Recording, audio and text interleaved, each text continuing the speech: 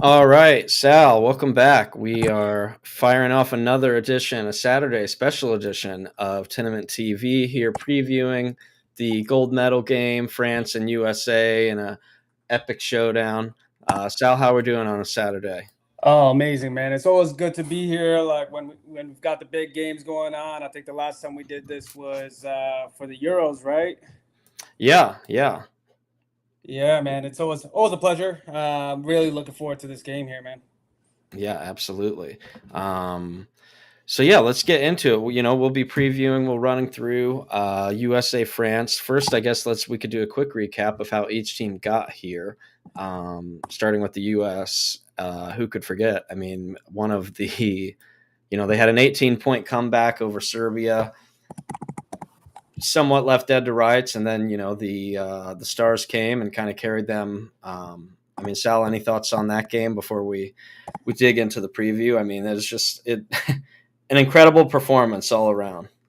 Yeah, I have so many thoughts on that game, man. Honestly, the more I think about it, and I've watched through the highlights a few times since the game, I actually think that was one of the greatest games we've ever seen. Like, definitely one of the greatest Olympic games, basketball games of all time, or international basketball games of all time. Definitely like top five there.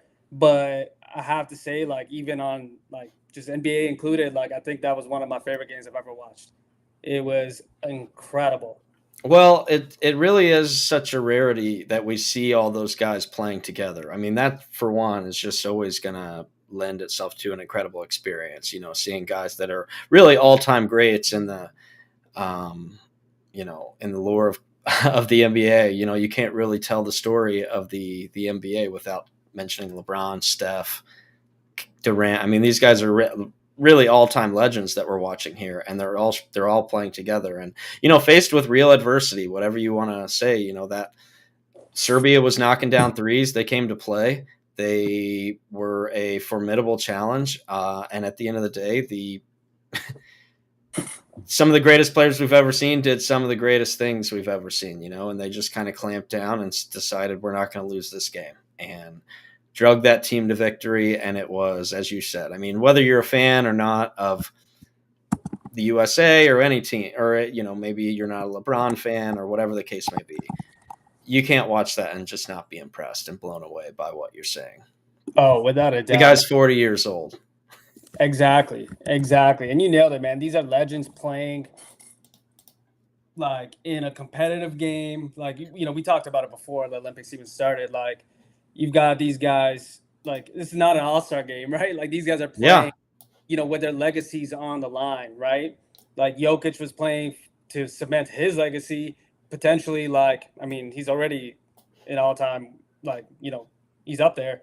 And you've got LeBron James, Kevin Durant, Steph Curry, probably all in their last Olympics. And they're all playing together. You have five former MVPs in the same game: Jokic, Embiid, LeBron, Kevin Durant, and Steph Curry, right? Yeah.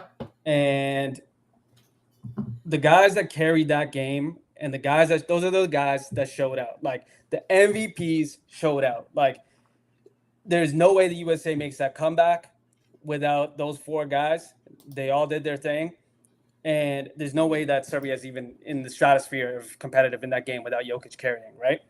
And Yeah. so that was special. And to see it all happen like in the fourth quarter with like it almost felt like they were doing like their signature things, right? Like we look at like Steph Curry hitting threes well throughout the game, right? He was a problem, man. He was hitting everything, chefing up crazy amount of threes. I don't even know what he finished with, like 36 points or something like that. And then you had Kevin Durant with the ISO midi to put USA ahead, I think it was, and LeBron James with that like layup through contact, switched hands, elite body control against 2-3 defenders, and then yeah, Joel Embiid obviously doing his thing in the post, and Jokic as well, and all those guys were just doing their signature things, and man, it was special. It was special for sure. Yeah. No, for sure.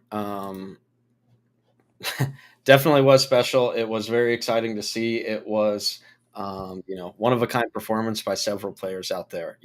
And it really, in a way, it completely upstaged that pretty good game between France and Germany. To on the other side of the bracket, where really a really entertaining and maybe a surprising result that really led to seeing that France, they certainly deserve to be here. And like I said, I mean, after that USA game, this game was almost kind of forgotten a little bit. Yeah, for sure. I mean, that was a crazy game too, right? And it's incredible to see how France is playing because they made a couple changes, right? Like Gobert fell out of the rotation, right? And some like I know he was saying his finger was hurt or something, like he might just be saving face. He did come in for like a couple minutes to rebound a little bit, but he's out of the rotation. They started Yabusele next to Wembanyama. For those not familiar with Yabusele, you're gonna find out about him today in this gold medal game. He's been one of my favorite players in this tournament, and as a Canada fan, I have to say I was a little bit surprised when I saw those guys like kill it against Canada, but I was relieved to see the same guys do it against Germany and potentially have a chance to do it here again against USA and really show out. And it's crazy because Yabusele, like that guy's former Celtics draft pick, if I'm not mistaken, didn't really show anything in the NBA, but man, he looks good. He looks like a Jalen Williams type guy, for France, and I think he's going to be, tasked with guarding LeBron James today.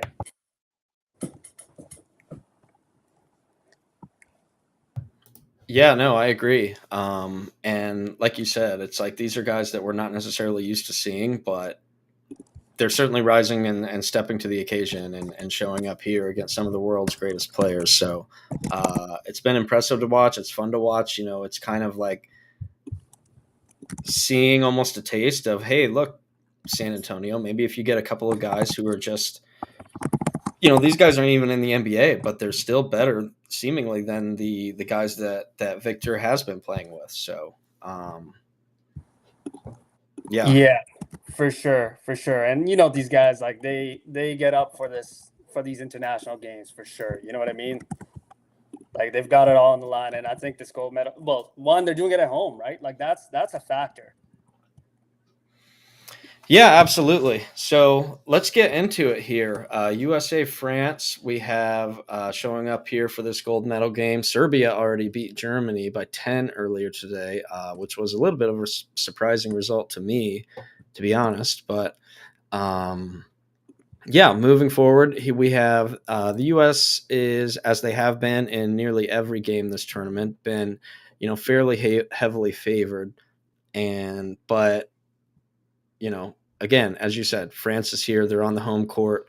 They may have started the tournament off a little bit slow, but guess what? So did the USA. So, you know, kind of plotting their way through the group stage, figuring out their rotation, sorting through things. And, I'd say we're at the point now where both teams are firing on all cylinders. So, Sal, who do you like here in this matchup?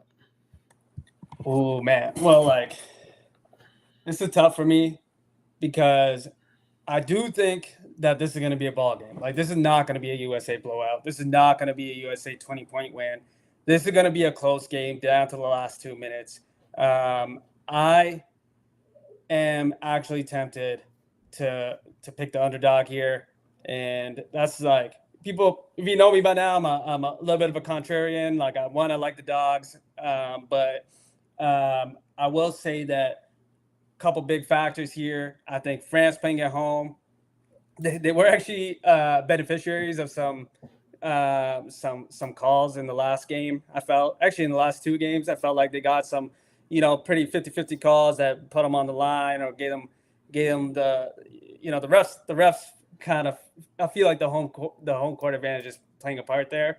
So all things considered, one, I do think that France is definitely covering that spread, but I do like the idea of a France upset at home, and I know I'm not gonna say it's like it's a lock or like it's extremely likely. Like I do think that USA is favored and favored for a good reason, but like my gut feeling is actually telling me that France could steal this one. Wow. Yeah.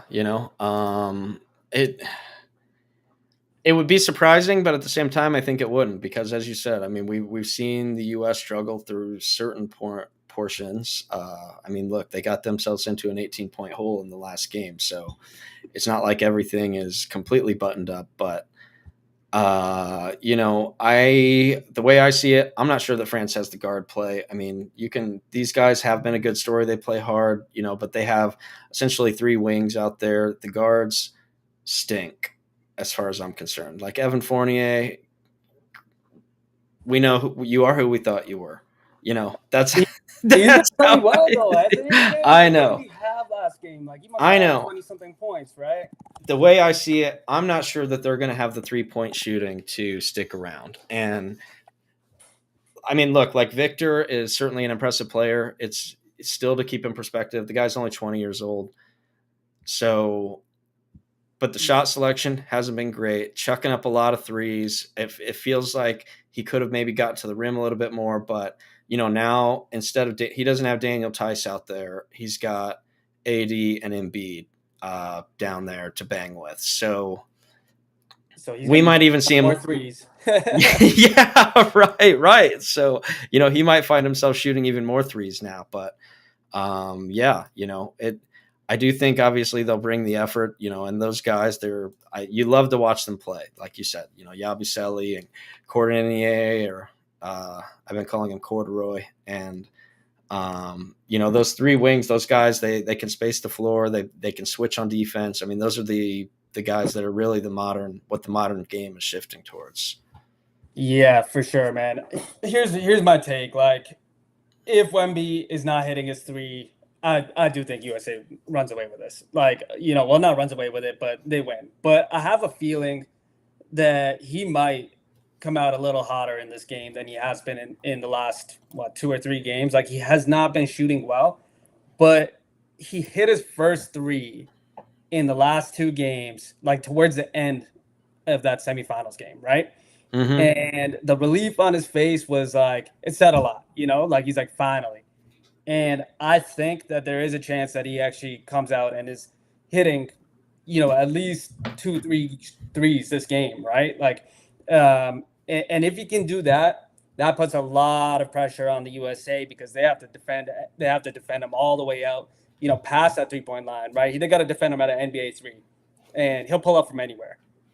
He and, Yeah, and and there's there's not many guys that are blocking his shot or at least exactly. contesting it. Exactly. It doesn't matter. Anthony Davis can be guarding him on the perimeter, but like ultimately, like he's still shooting over everybody. And if there's one thing we've seen is that nothing motivates shooters from the 3-point line like playing against Steph Curry.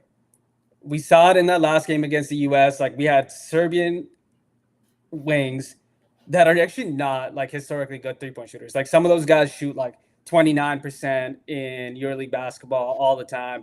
And those guys were just knocking down threes left and right. They were dapsing up Steph Curry mid game, and they were just like, they were locked in. And like, I think it's like the Steph Curry effect. You see a guy shoot like that, you're going up against the greatest shooter of all time. Like you're motivated to kind of clap back there, right? Sure.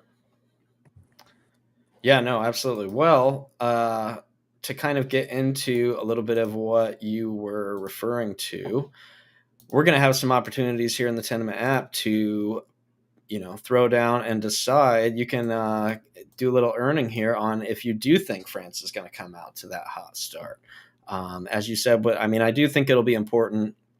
The worst thing that could happen to them is, I guess if they did dig an early hole, maybe having the crowd there would be able to kind of build them back up a little bit. But I think we both agree that the more likely scenario is that they could come out hot. They're going to come out swinging, right? They're going to come out and, or at least you would like to hope that that's the strategy they came out with, come out and just taking the game to the U.S., punching them in the mouth, being the aggressor. And the crowd obviously is going to feed off of that. And that's an environment where you could start to see, is the U.S. in trouble again, right? So, Right. first one we have up here on the board in the app is Victor against LeBron. Who do we think is going to score more points here? I like Victor for this one. I think for France to win, he's got to have a good game. He can't have another like 4 point stinker. Like you can't get away with that against the U.S. Um, I don't know. Like we haven't really seen Wemby in. I mean, we've seen him in the semifinals, but like we haven't really seen him in major games like this. Like it's not like this guy's Yeah. been to the NBA finals. Like I don't really know what his resume was like before being drafted, in the NBA by the Spurs. I don't know how clutch he is, how he shows out in big games like this. But for France to have a shot, he has to have a big game. He's got to be knocking down threes, and he's got to be a presence on the defensive end. I think that Victor Wembanyama scores more than LeBron James. I think he does hit a few threes, and I think that part of the reason that LeBron James doesn't score more than Victor Wembanyama is because one, Kevin Durant is in the starting lineup now. That scoring load is going to him, right? Him and Steph. Like LeBron's going to be facilitating, and Yabusele. If I'm the French coach, I'm putting Yabusele on LeBron James and just mitigating him from a scoring perspective altogether. Yeah, so I disagree here. We're going to have our first disagreement on our first question here. I think that, Victor, as I said, he's been, I don't know if timid's the right word, but, certainly shooting a lot, relying too much on the outside shots. And as I said, it's now he's got AD who can come out there and AD and Embiid can both actually defend him out there to some extent. I mean, yeah, look, he's tall enough. He's going to get his shots off, but these haven't been good shots. They've kind of been forced up threes, is what I've been seeing. I haven't seen a lot of attacking. And, like I said, some of that might be he's 20 years old. He's got to get his little baby deer legs built up. We saw KD during have this portion of his career too, where, until you kind of beef up and it's a grown man's game down there in the paint. So, you got to be beefed up before you start attacking the rim on some of these big, some pretty big bodies out there in AD and Joel Embiid. So, and on the other side, as far as LeBron goes, I think this is going to be this tournament up until this point really has been a showcase of sorts for the 40-year-old King James. It's been incredible to see the way that he has been carrying the team. And, I know that at the beginning of the tournament, it seemed concerning, but at the same time, it's also just, the team they're all witnesses, right? That's what we're watching. It's witnesses to the king. So I think that if things kind of get tight near the end, I could see him taking over, and it's crazy that we've just become accustomed to that becoming a normal thing, but it's hard to kind of see otherwise. So I think as far as LeBron scoring more, it's Victor. I don't love the defensive matchup here for him, and I really think that LeBron's going to try to take the game and kind of put it's his swan song. It's kind of put his signature and his final touches on what has been a masterful tournament for him. Yeah, look, I wouldn't put it past him, honestly. Like he's been incredible this entire Olympics. He's been carrying when no one else was. He's the king. Yeah, I mean, like he could easily have a big game. We're splitting hairs here. Yeah, That's the thing that we're talking about. Yeah, yeah. No, exactly. I do um, think he has an incredible game. I have a feeling he does it, facilitating. Like I think his like assist line was like 8.5. Like I think he's definitely double doubling, potentially triple doubling here. sure. Yeah. No, I mean we haven't seen a lot of super high point totals, other than the Curry game, the last one. But I wouldn't be surprised to see some guys maybe getting in the 20s here. But all right, so moving forward, first quarter. I know you like France to start out quickly. But so this is, will they score 20 points or not in the first quarter? I think I already know where you weigh in here. Yeah. I'm going France again here. I definitely think that I don't think 19.5 is that high of a points total for the first quarter. Um, Man, like I think France could easily hit some threes, get going early. I expect like Cordinier, Fournier, like those guys, like yes, they're going against the world class defenders, but they've been through that and they have played like they were going against Lou Dort, Dylan Brooks in that Canada game, and I was paying very close attention to that game, and those guys were getting shots off. They were getting good looks and hitting tough shots too, and they got off to a hot start in that game. I think they're going to do it, and they did got off to a hot start in the Germany game. I think they're going to do it again here. So I agree with you, maybe for different reasons, though, because I think, the U.S. has come out. One thing that has been consistent is a lot of these games, they come out sluggish on defense for whatever reason. And that's what happened in that Serbia game. They came out, they're slow on their rotations. They're not, they're just kind of the other team's making that extra pass, or Germany kept making, Serbia kept making that extra pass, and they were kind of getting open looks, and even near the end of the game, I mean, yeah, the U.S. closed it out and ended up winning the game. But if Serbia was able to knock down some of those open looks that they were getting, we might be talking about a different outcome and a different gold medal game here. So I don't know. The U.S. defense has been a problem for them this entire tournament, so I do like it.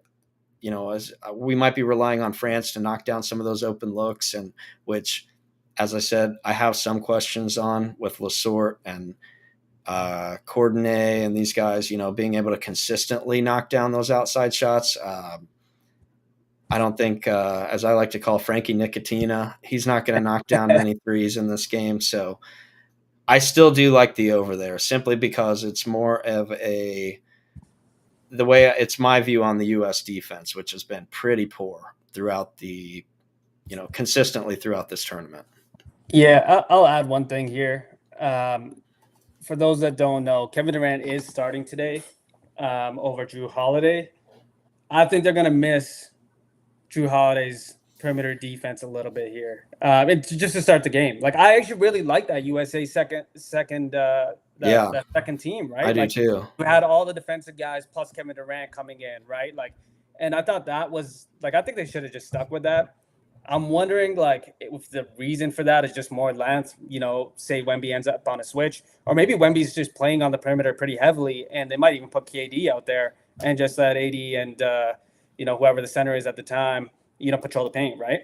Have they released the starting lineups for both teams? I don't think so, but we did hear Kerr. I think it was Kerr who said that Kevin Durant would be starting.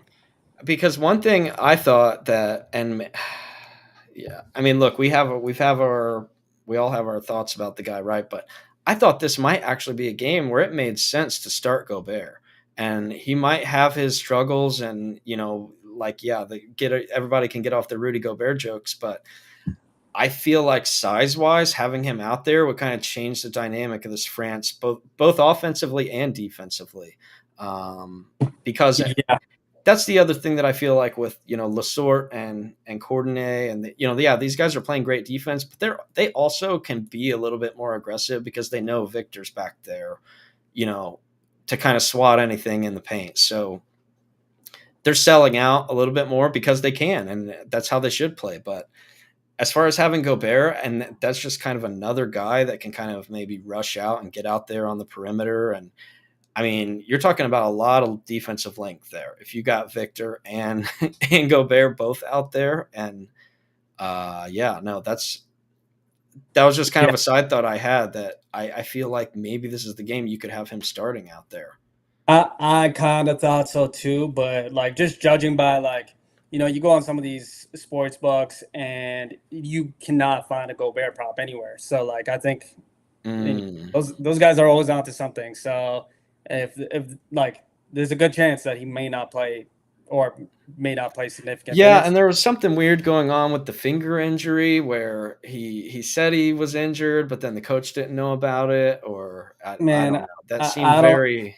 I don't buy it, man. Like at the end of the day, man, you're Rudy Gobert. You're not sitting out there shooting threes Like, so what if your finger's hurting? I don't care. You can have a broken finger, but if your job is to grab rebounds and block shots, like maybe it hurts every time you do it. But this is Olympic gold medal game we're talking about. Well, and I hate to say it, but somebody needs to. Is that I'm not trying to bash the media here, but we had two big situations, right? Between this Rudy Gobert finger injury. We never figured out anything about it. No, everyone's in the dark. They don't know. I mean, it's like, do we have sideline reporters down here? Can somebody ask someone a question and figure this out or what? And then we had the whole Serbia team furious with Carmelo Anthony for some reason. And they're draining threes. They're pointing. They're gesturing to Melo. No one ever figured out what was going on there. What that was. Yeah, yeah. Where are the sideline reporters, man? Like, can we get some boots on the ground or something? Like, Yeah, somebody do some investigating, please. for real, man. For real. I actually wanted to know the full story on that one, man. Yeah. Bogdanovich just put in three, man, that Yeah, was, and the announcers noticed it. They kept saying, "Man, they're looking right at Melo, like they're kind of they're gesturing right to Carmelo Anthony." and you got Dwayne Wade commentating, so like you would think that he's gonna drop some Yeah, man. insight. He's probably talking to Melo at halftime, right? Yeah, right. Get up there and ask him, like, dude, what Yeah, did you say? Were you on yeah, Draymond's podcast, like mouthing off or what? Like, what yeah. happened? I don't know, man. Anyway, um, okay, so I think we both agree here. We both like this over here on this 19 and a half. Getting kind of transitioning to some of that defensive work I was talking about. Block party here for Victor Wembanyama. Will he block over or under 1.5 shots? So I like that over. Nobody, at least to this point of his career, you're not going to go broke taking Victor block over props. I mean, the guy he blocks shots without even jumping off the ground. So I like it. He can get those blocks on the perimeter. He can get those blocks at the rim. I like that here. How do you feel, Sal? Yeah, I love it. I love it, man. Like, look, man, you're that big, you're that lengthy, you're that good of a shot blocker. Like, it's hard not to get 1.5 blocks. Victor Wembanyama would have to try hard to not get 1.5 Yeah. blocks. Yeah, no, I think we both agree there. All right, so Steph Curry over under 3.5 3-pointers. So do we think Steph will hit 4 3-pointers in this game here versus France? This one's kind of been bothering me a bit. I think he does it. 3.5 is a lot. Not for Steph, but like it is a lot. But I think he does it just based off the fact like these France defenders are going to have their hands full with so much else, right? And the way Steph Curry moves off the ball, like he was getting wide open in that Serbia game, and there was not a defender in sight just because they got lost trying to find LeBron James, trying to find Kevin Durant, trying to help out when Joel Embiid was in the paint. Like Steph Curry's just getting, he's running nonstop. He's always on the move. He's gonna get open, and I think that after dropping 36 points, he's finally figured it out. I don't know if it was a ball or like what it was. Like he wasn't shooting well before, but this is Steph Curry we're talking about, greatest shooter of all time, without a doubt. I think he does it. I think he actually gets off to a hot start. Like if there was I think he hits 2 in the first quarter, and if he can just hit it 2 throughout the rest of the game, he's hitting that 3.5. Yeah, so I'm going to zag here again because I think for some of the same reasons that you said, Steph has struggled shooting really throughout over the course of these Olympics.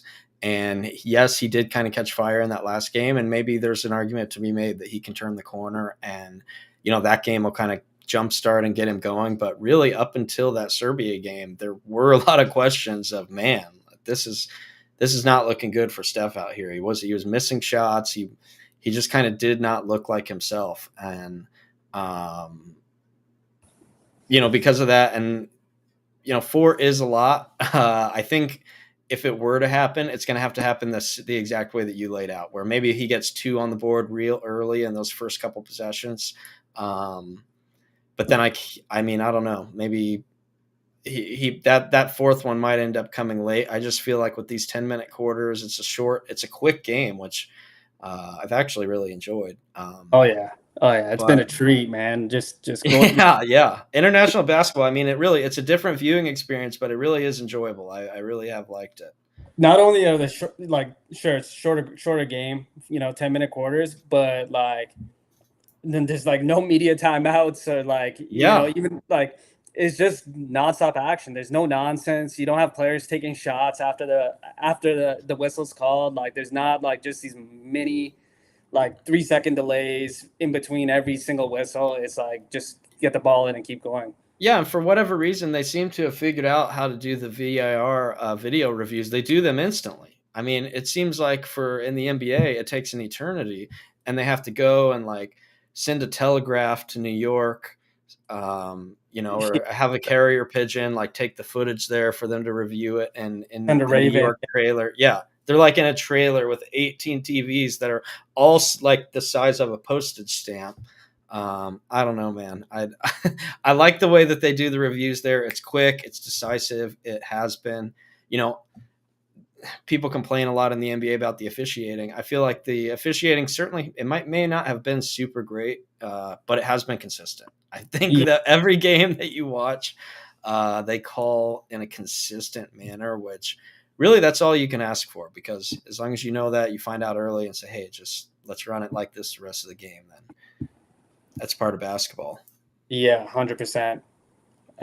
So you're taking the under. Yeah, I think I like this under here for Steph. I don't blame you, man. I don't blame you. The one thing that I will say, obviously, is throughout like watching Steph Curry throughout his career, like when he has had like the rare stretch where he hasn't been hitting his shot as well as he can, obviously. When he does get hot for a game, historically, like he stays hot. Like it's not Yeah, like a off, right? Like he has a big game, he follows up that big game with another big game, and he rides out that stretch for you know multiple games, and then he kind of goes back to the norm, right? So that's why I'm a little bit inclined to say that I think he hits that over. But yeah, I could see it either way. yeah. No, you're absolutely right about that. Is that it's certainly not a something where it's like, man, you know what? I feel really confident in Steph and missing all of his threes. Right. Like nobody's ever gonna feel like a genius because you're more likely to feel dumb that it's like, man, I took under on Steph than over here. But I don't know. I just feel like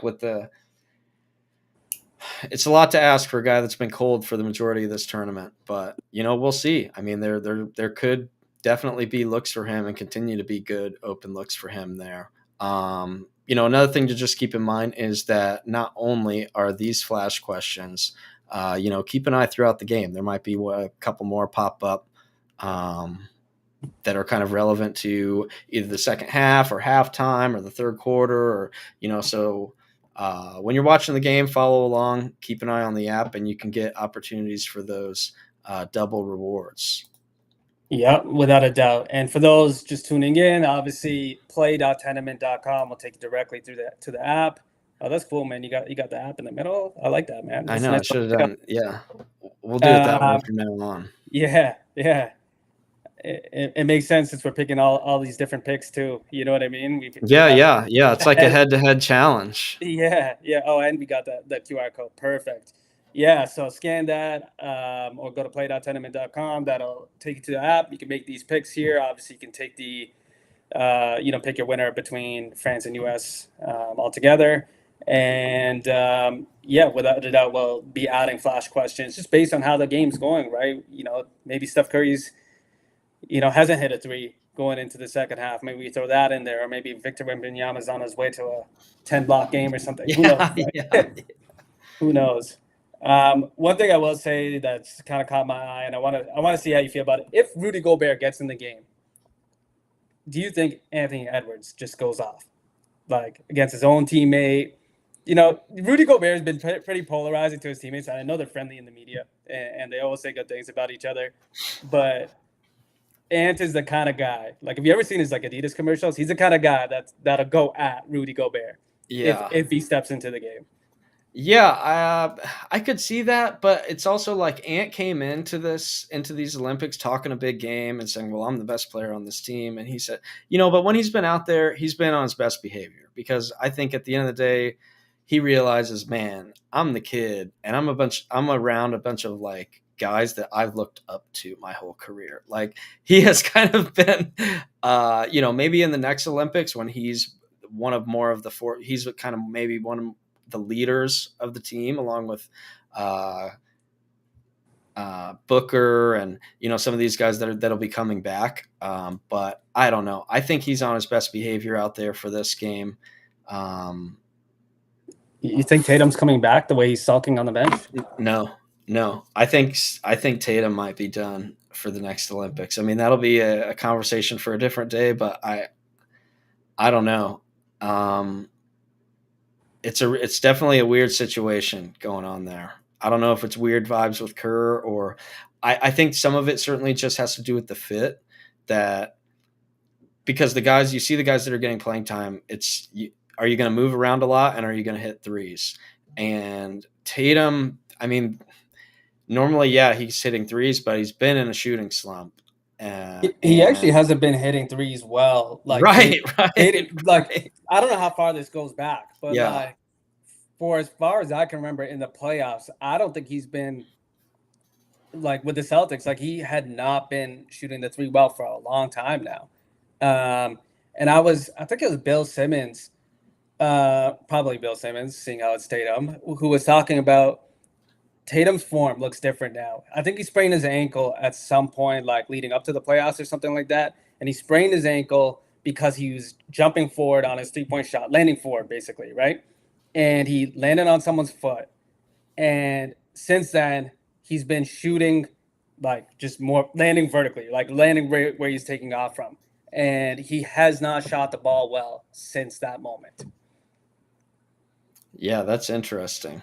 I'd have to see some tape on that, but I mean, I would believe it because it's not like he's by no means he's not a Ben Simmons level 3-point shooter, No. but it is a high volume, and not a lot of them have gone down in recent history, and in some pretty big games too. So, um, yeah, I mean, definitely something to keep an eye on. But I think that maybe some. I don't know.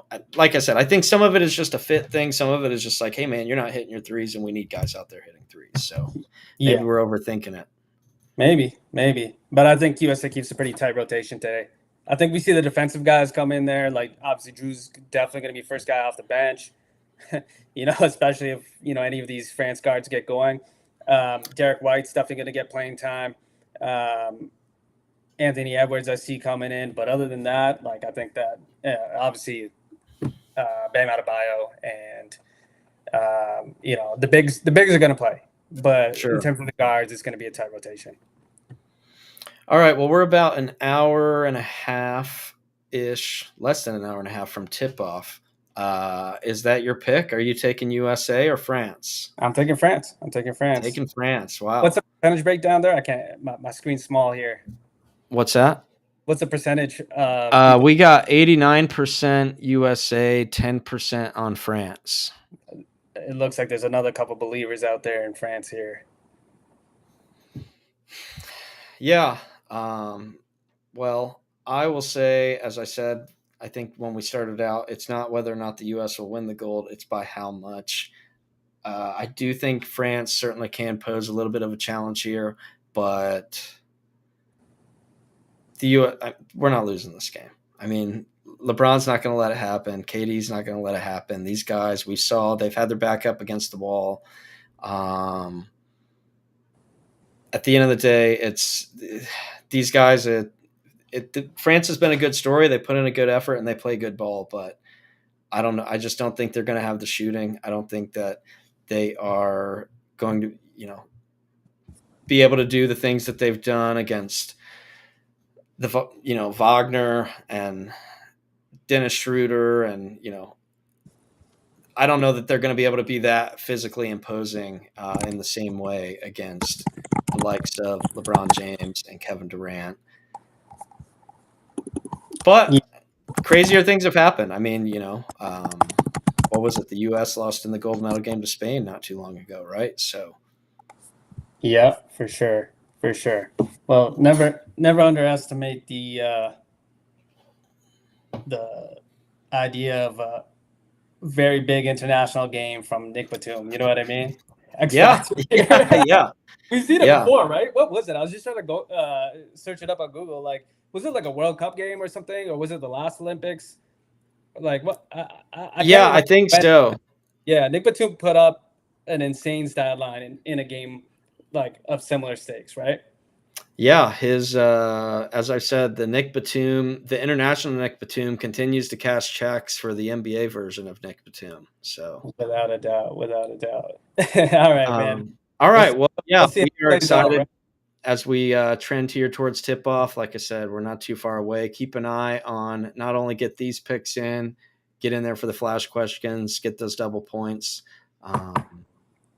Keep an eye out for next week. We're going to be running back more episodes, so doing more picks, things like this, especially as we're ramping up towards football season. So Facts. Yeah. Before we go, can we see the monthly leaderboard? Let's take a yeah, look yeah, at let's get in looking. there.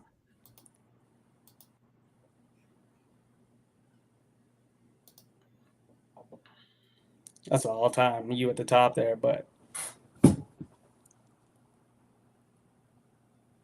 There we go. Monthly leaderboard. this is tight, man. This is tight. It is. These 4 flash questions could It could definitely, swing it. Yeah.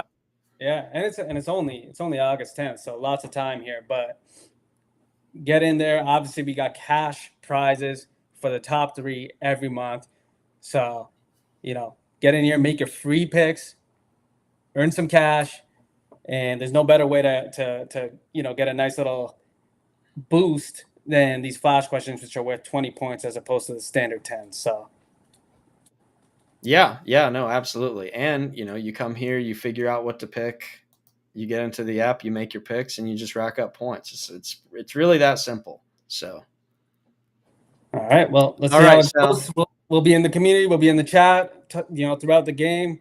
We'll see how it's going. Who's we got a lot of differences in our picks here, so we'll see who's right. Yeah, all right. Yeah, no, it'll be fun. All right, well, we will see you on the next one.